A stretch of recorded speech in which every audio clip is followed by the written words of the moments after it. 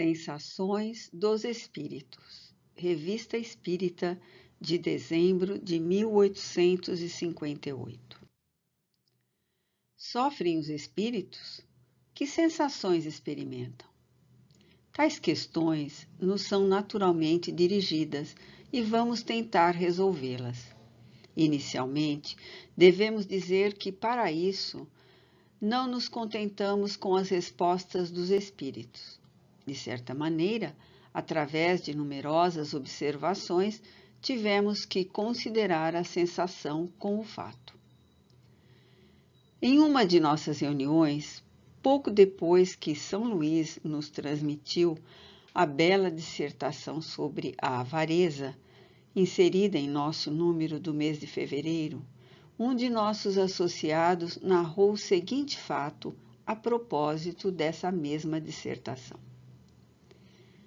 Estávamos ocupados de evocações numa pequena reunião de amigos, quando se apresentou, inopinadamente e sem que o tivéssemos chamado, o espírito de um homem que havíamos conhecido muito bem e que, quando vivo, poderia ter servido de modelo ao retrato do avarento, feito por São Luís. Um desses homens que vivem miseravelmente no meio da fortuna e que se privava, não pelos outros, mas para acumular sem proveito para ninguém. Era inverno, estávamos perto do fogo.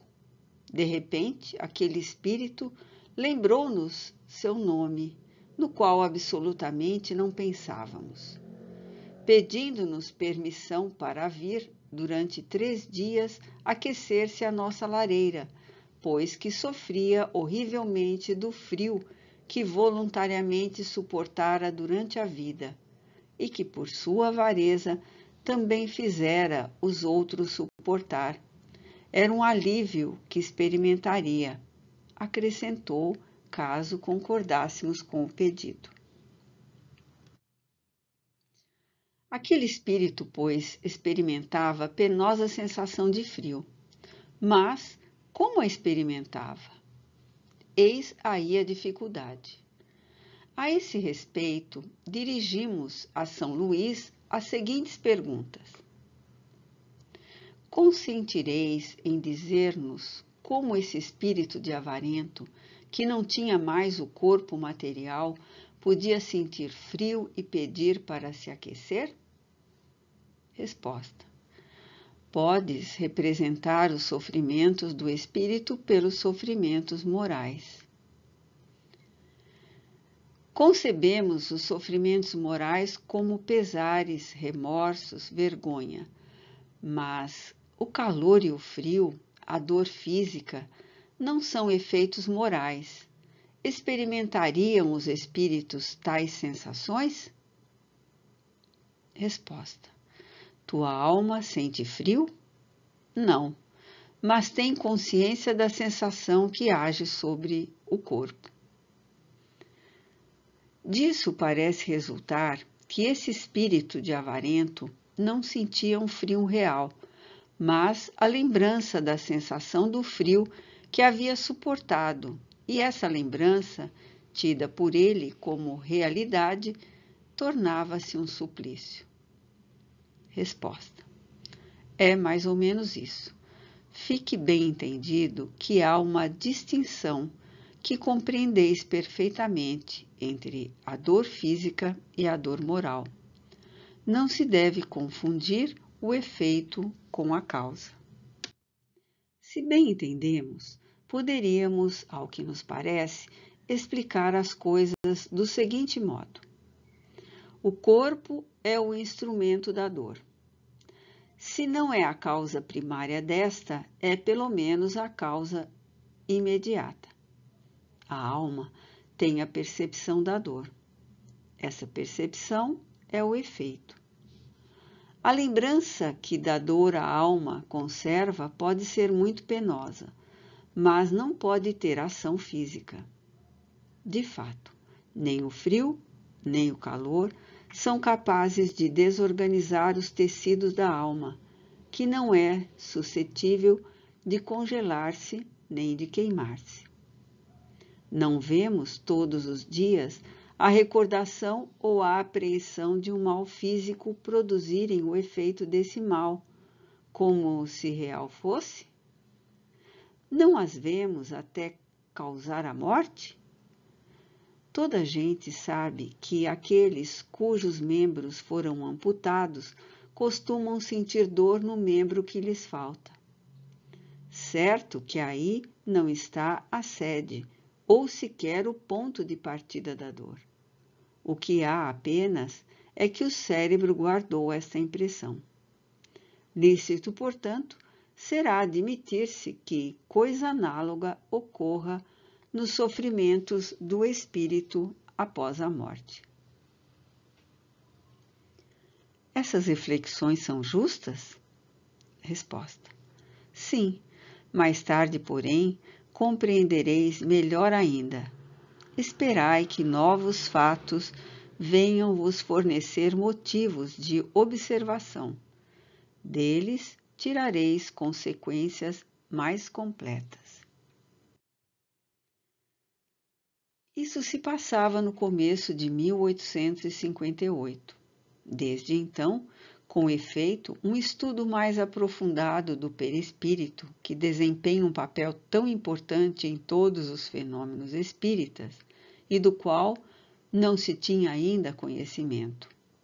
As aparições vaporosas ou tangíveis, o estado do espírito no momento da morte, a ideia tão frequente no espírito de que ainda está vivo, o quadro tão impressionante dos suicidas, dos supliciados, das pessoas que se deixaram absorver pelos prazeres materiais e tantos outros fatos mais, vieram projetar nova luz sobre essa questão e ensejaram explicações cujo resumo faremos aqui. O perispírito é o laço que a matéria do corpo prende o espírito, o qual o tira do meio ambiente do fluido universal. Participa, ao mesmo tempo, da eletricidade, do fluido magnético e, até certo ponto, da matéria inerte. Poder-se-ia dizer que é a quintessência da matéria. É o princípio da vida orgânica, porém, não o da vida intelectual que reside no espírito. É, além disso, o agente das sensações exteriores. No corpo, os órgãos, servindo-lhes de condutos, localizam essas sensações. Destruído o corpo, elas se tornam gerais. Daí, o espírito não dizer que sofre mais da cabeça do que dos pés, ou vice-versa. Não se confundam, porém, as sensações do perispírito, que se tornou independente, com as do corpo. Estas últimas, só por termo de comparação, as podemos tomar e não por analogia. Um excesso de calor ou de frio pode desorganizar os tecidos do corpo, mas não pode causar nenhum dano ao perispírito.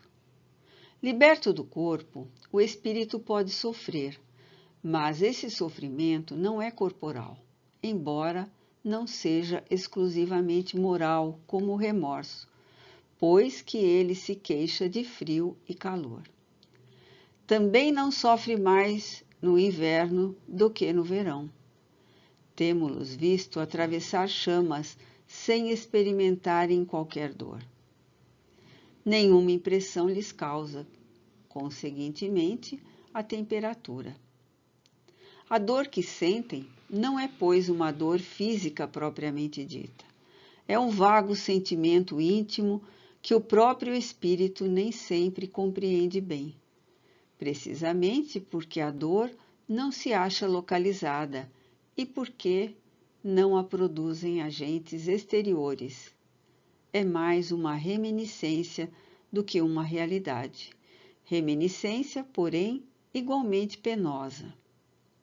Algumas vezes, entretanto, há mais do que isso, como vamos ver. ensina-nos a experiência que, por ocasião da morte, o perispírito se desprende mais ou menos lentamente do corpo, que durante os primeiros minutos depois da desencarnação, o espírito não encontra explicação para a situação em que se acha. Crê não estar morto, por isso que se sente vivo. Vê ao lado o corpo, sabe que lhe pertence, mas não compreende que esteja separado dele. Essa situação dura enquanto haja qualquer ligação entre o corpo e o perispírito. Que nos reportemos à evocação do suicida dos banhos da Samaritana, que relatamos em nosso número do mês de junho. Como todos os outros, ele dizia: não estou morto, e acrescentava: no entanto, sinto os vermes a me corroerem. Ora, indubitavelmente, os vermes não lhe roíam o perispírito, e ainda menos o espírito. Roíam-lhe apenas o corpo.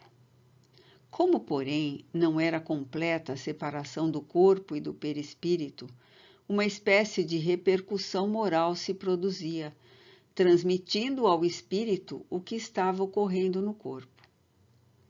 Repercussão talvez não seja o termo próprio, porque pode induzir a suposição de um efeito muito material. Era antes a visão do que se passava com o corpo, ao qual ainda o conservava ligado ao perispírito, o que lhe causava a ilusão que lhe tomava por realidade. Assim, pois, não haveria, no caso, uma reminiscência, porquanto ele não fora, em vida, roído pelos vermes. Havia o sentimento de um fato da atualidade. Isto mostra que deduções se podem tirar dos fatos, quando atentamente observados.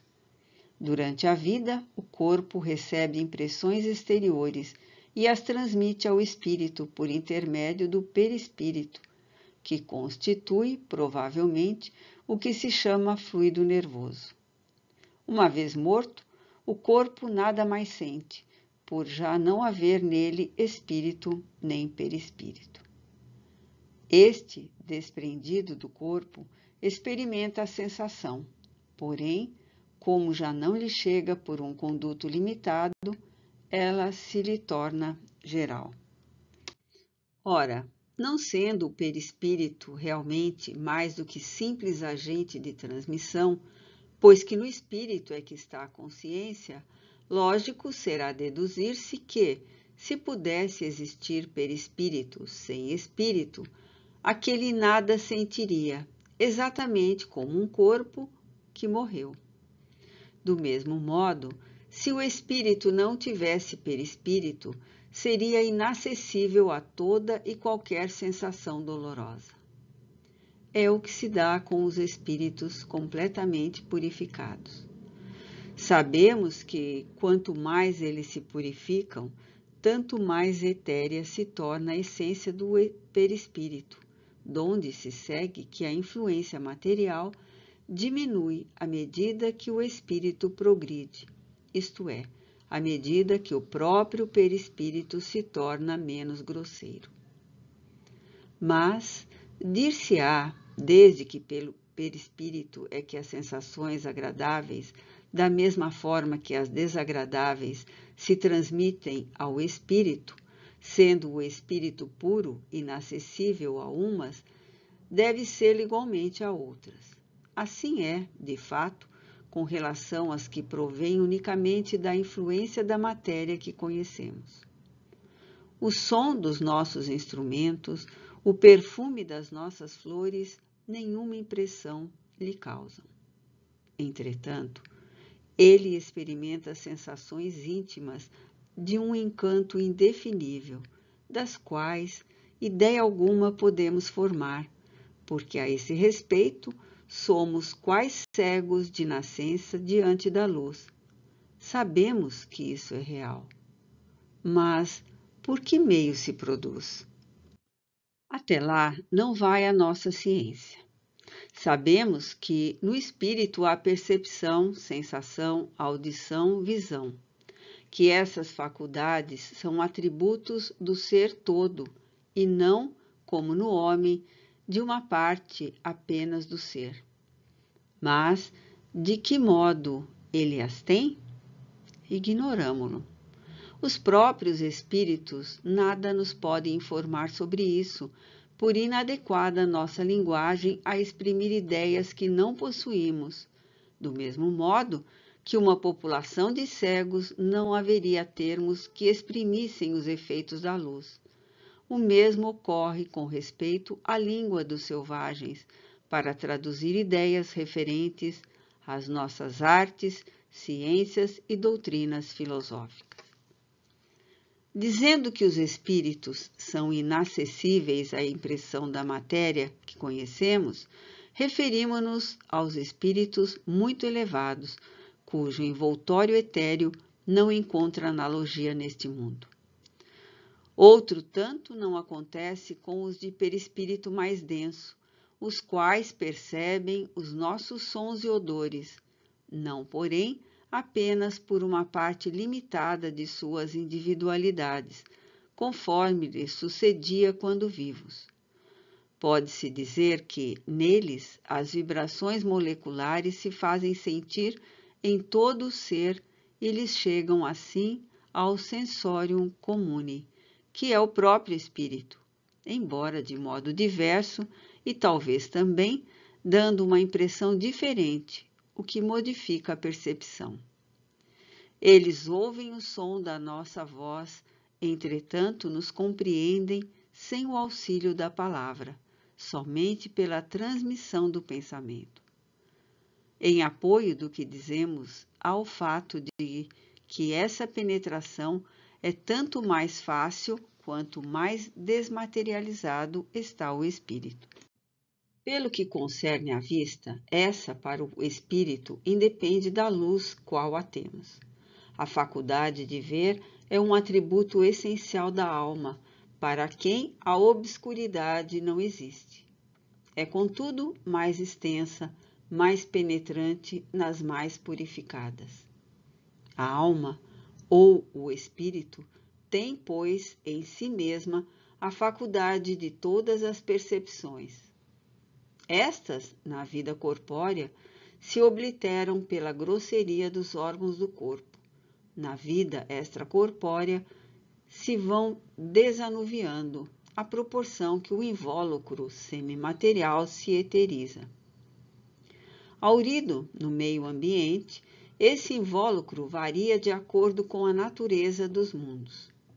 Ao passarem de um mundo a outro, os espíritos mudam de envoltório, como nós mudamos de roupa, quando passamos do inverno ao verão ou do polo ao equador.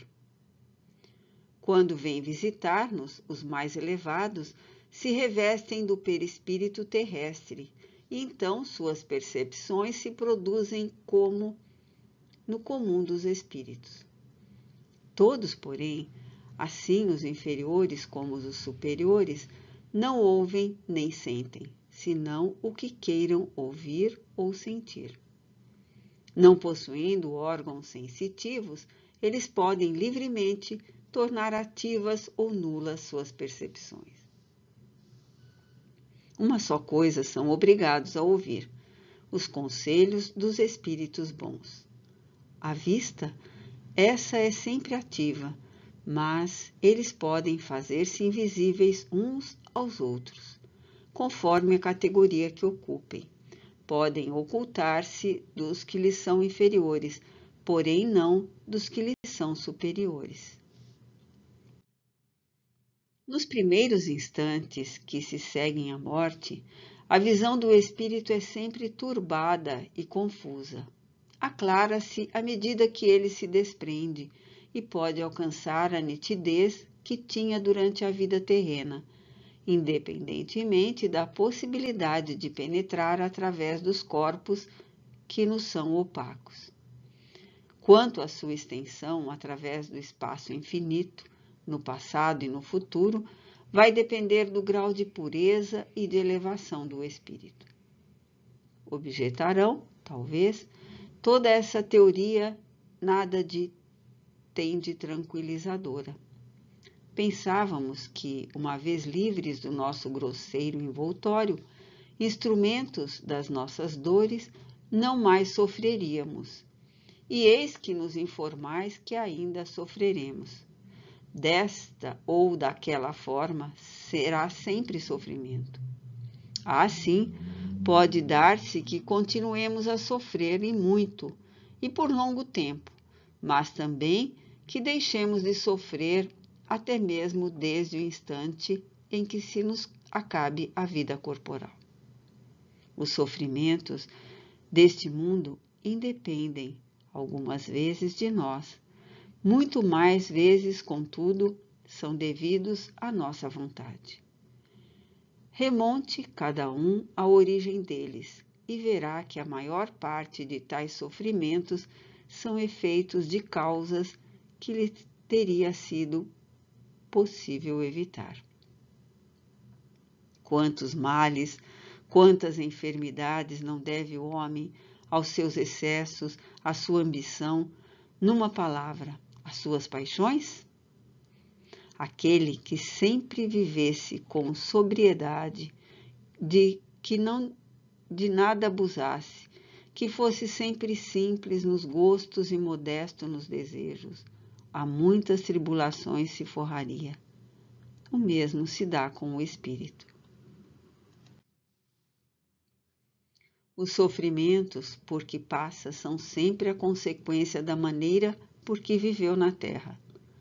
Certo, já não sofrerá de gota, nem de reumatismo. No entanto, experimentará outros sofrimentos que nada ficam a dever àqueles.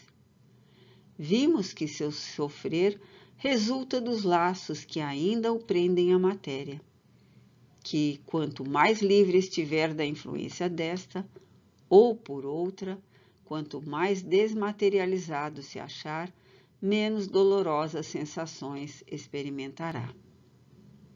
Ora, está nas suas mãos libertar-se de tal influência desde a vida atual.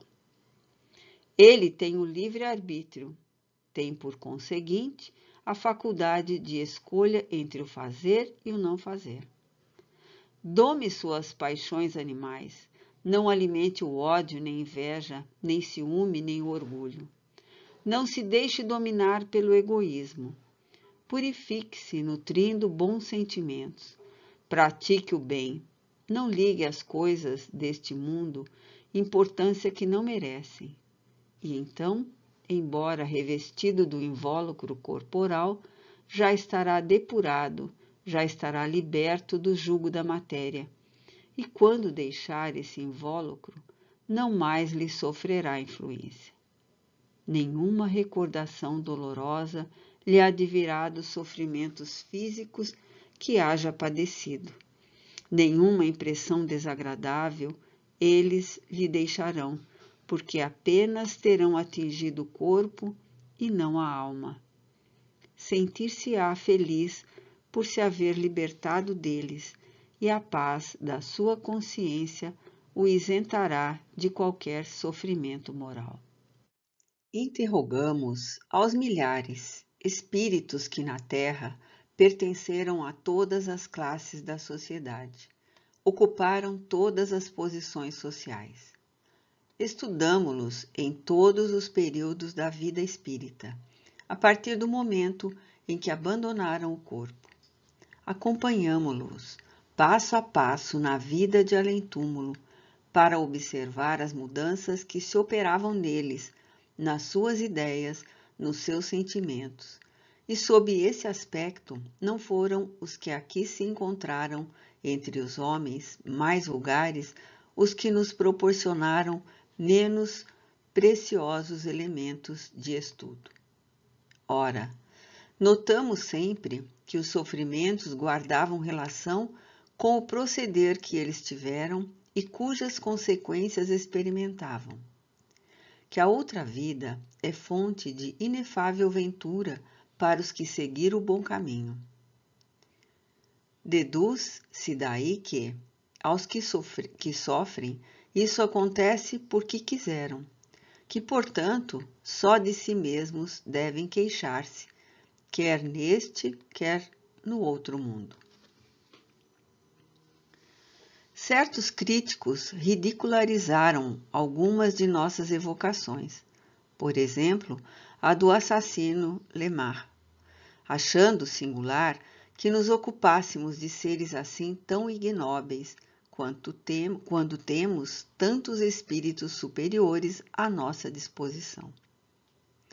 Esquecem que é justamente por isso que, de alguma sorte, aprendemos a natureza do fato, ou melhor dizendo, em sua ignorância da ciência espírita, eles não veem nesses diálogos senão uma conversa divertida, da qual não compreendem o alcance. Lemos em algum lugar que um filósofo dizia, depois de se entreter com um camponês: aprendi muito mais com este homem simplório do que com todos os sábios. É que ele era capaz de perceber algo além da superfície. Para o observador, nada é perdido, encontrando ensinamentos até mesmo no criptógamo que cresce no adubo. Recusa-se o médico a tocar numa ferida horrenda quando se trata de aprofundar a causa do mal? Acrescentemos ainda uma palavra sobre o assunto. Os sofrimentos de além-túmulo têm um termo. Sabemos que ao mais inferior dos espíritos é dado ao ensejo de elevar-se e purificar-se através de novas provas. Isto pode ser demorado, muito demorado, mas depende de cada um abreviar esse tempo penoso, porquanto Deus o escuta sempre, desde que se submeta à sua vontade. Quanto mais desmaterializado é o espírito, tanto mais vastas e lúcidas são as suas percepções.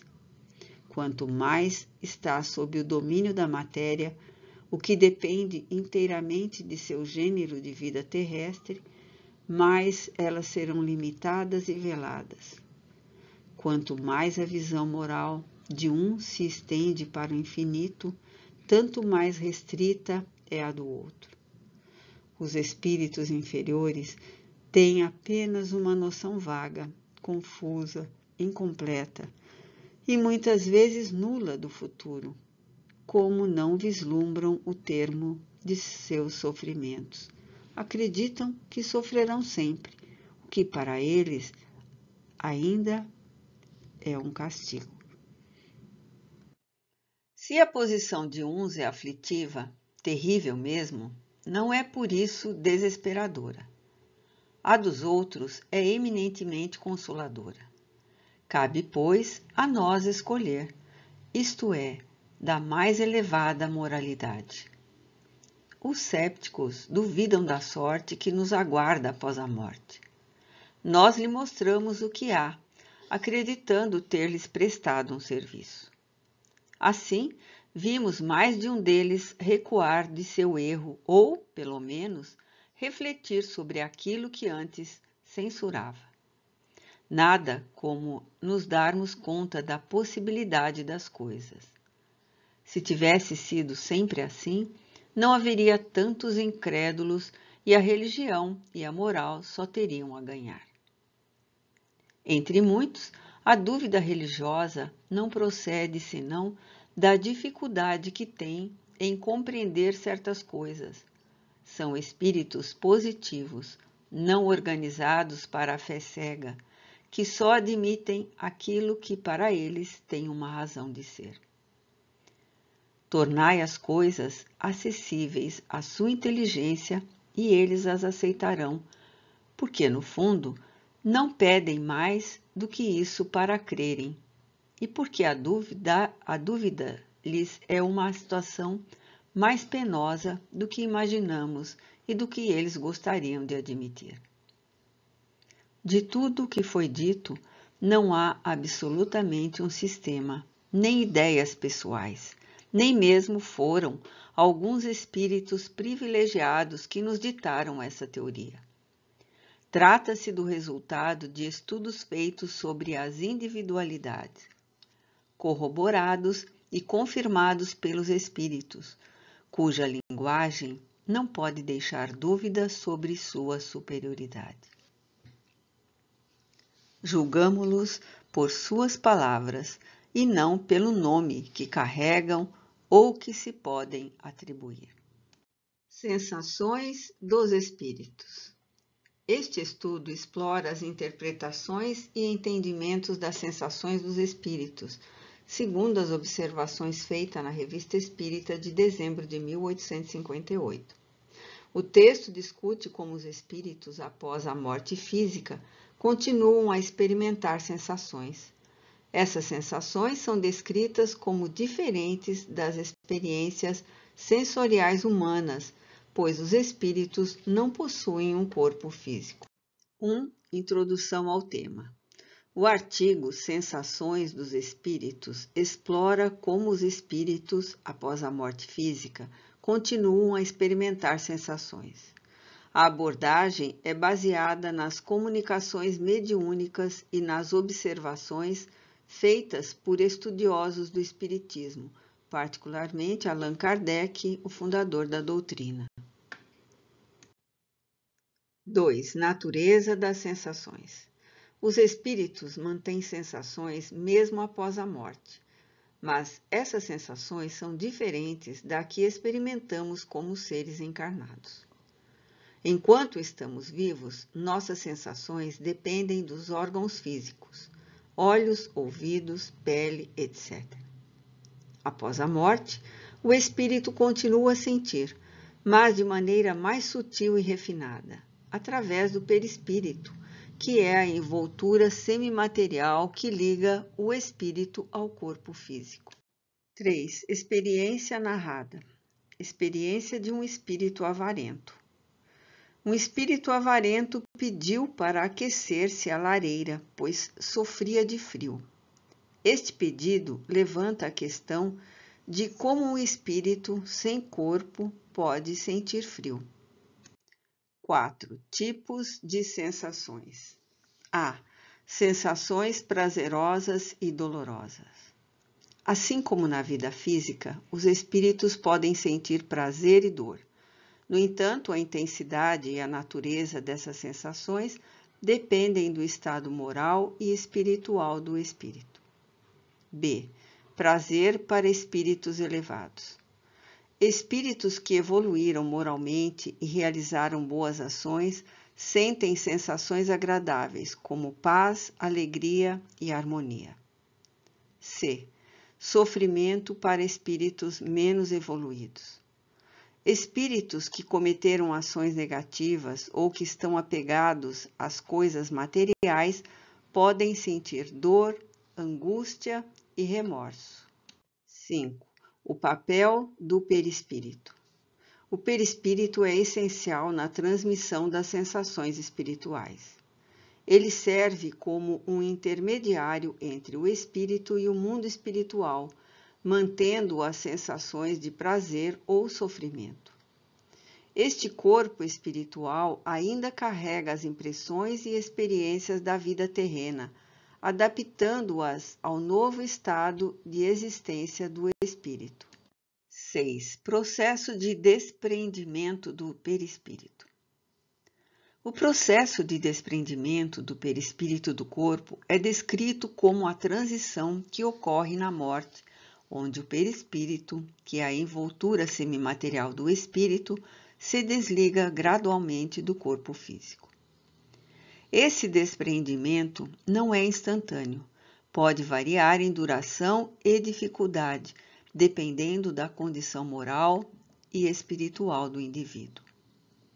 Espíritos mais evoluídos e preparados para a morte experimentam um despreendimento mais suave e rápido, enquanto espíritos apegados à vida material podem enfrentar um processo mais lento e doloroso. Durante essa transição, o perispírito mantém as sensações e percepções do espírito, adaptando-se gradualmente ao novo estado de existência no plano espiritual. 7. Influência da conduta moral. As sensações dos espíritos estão diretamente ligadas à sua conduta moral. A evolução moral e espiritual é fundamental para determinar a qualidade das sensações que o espírito experimentará após a morte. Espíritos que se arrependem de suas ações negativas e buscam a regeneração podem melhorar suas sensações. 8. Comunicação e percepção espiritual. Os espíritos possuem uma percepção ampliada e direta das coisas, sem a necessidade dos sentidos físicos. Quando se comunicam com médiuns, eles podem transmitir suas sensações, que são então interpretadas de forma física pelo médium. Esse processo ajuda a ilustrar como as sensações espirituais são percebidas no plano material. Conclusão. O estudo das sensações dos espíritos reforça a importância do progresso moral e da conduta ética durante a vida física. A continuidade das sensações após a morte é um incentivo para a evolução espiritual, destacando a relevância da busca por harmonia e paz interior. Obras Espíritas Fundamentais. O Livro dos Espíritos, 1857. Este livro é a obra fundamental do Espiritismo e aborda diversos aspectos da vida dos espíritos, incluindo suas sensações e percepções. As perguntas e respostas fornecidas neste livro são essenciais para entender a visão espírita sobre as sensações dos espíritos. O Livro dos Médiuns, 1861. Foca na prática da mediunidade e oferece detalhes sobre as comunicações dos espíritos, incluindo como eles transmitem suas sensações aos médiuns. O Céu e o Inferno, 1865. Explora o destino das almas após a morte, com relatos de espíritos sobre suas condições e sensações em diferentes estados de existência. A Gênese, 1868, aborda a criação do universo e a evolução dos espíritos, incluindo discussões sobre a natureza das sensações espirituais. Obras espíritas complementares. Nosso Lar, 1944.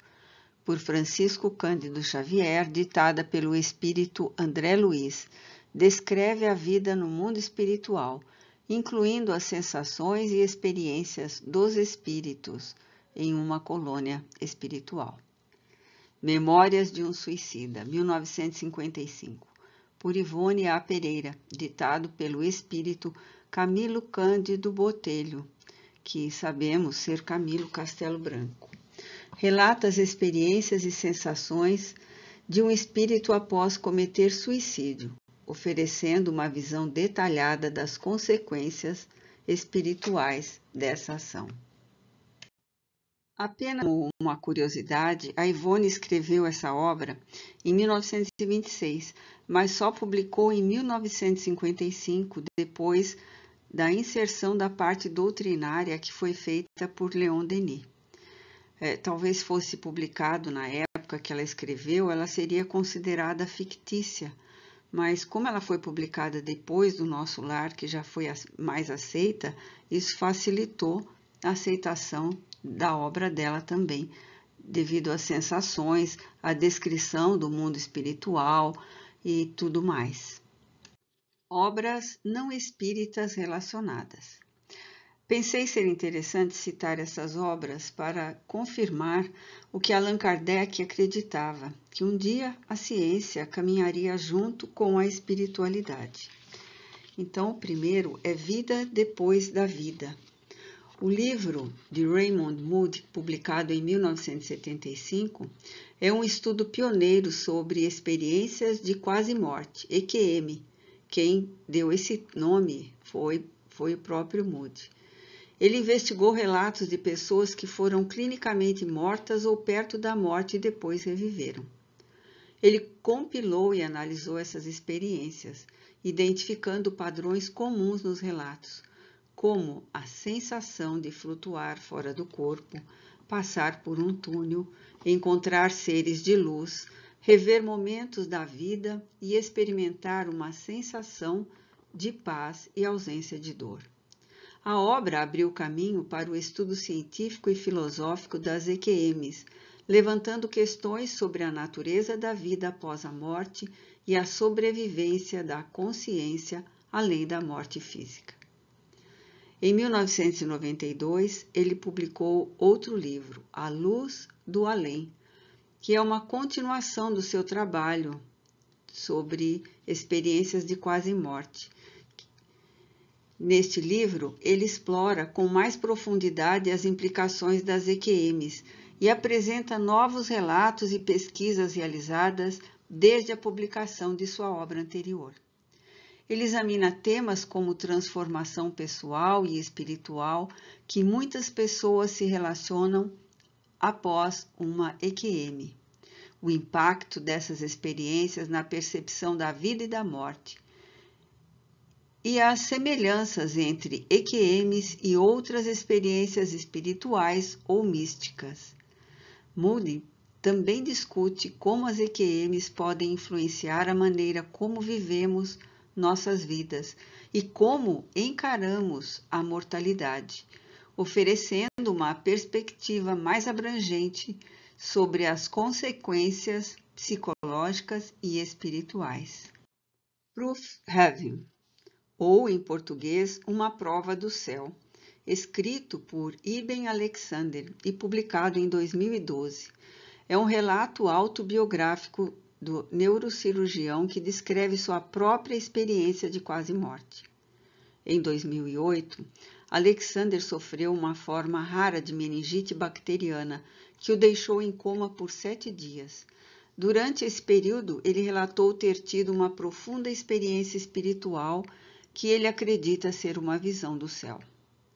No livro, Alexander descreve vividamente suas percepções e encontros em um reino espiritual, onde ele encontrou seres de luz, uma música celestial e uma sensação de amor incondicional e paz.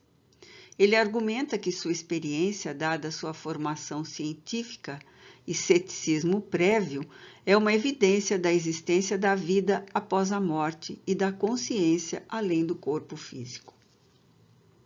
Prova do Céu combina elementos de sua jornada pessoal com reflexões filosóficas e científicas sobre a natureza da consciência e da espiritualidade, tentando reconciliar sua experiência com seu conhecimento médico e científico.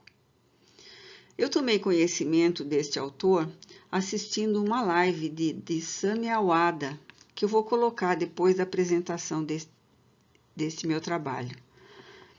E ele fala uma frase nesse livro, que a verdadeira saúde só pode ser conquistada quando juntarmos a ciência e a espiritualidade em um matrimônio que respeite tanto o que é conhecido pela mente quanto o que é sentido pelo coração. A frase nos mostra que a ciência e a espiritualidade não são opostas. Para refletirmos sobre esse assunto, uma comparação entre obras espíritas e não espíritas. As obras espíritas focam na continuidade da vida após a morte e nas experiências dos espíritos, baseando-se em comunicações mediúnicas e na doutrina espírita. As obras não espíritas abordam experiências de quase morte e relatos pessoais, oferecendo uma perspectiva mais científica ou médica sobre as sensações próximas à morte. Pontos em comum. Ambas exploram a ideia de que a consciência e as sensações continuam além da vida física, embora com abordagens diferentes. Agora deixo a critério de todos complementarem os meus estudos.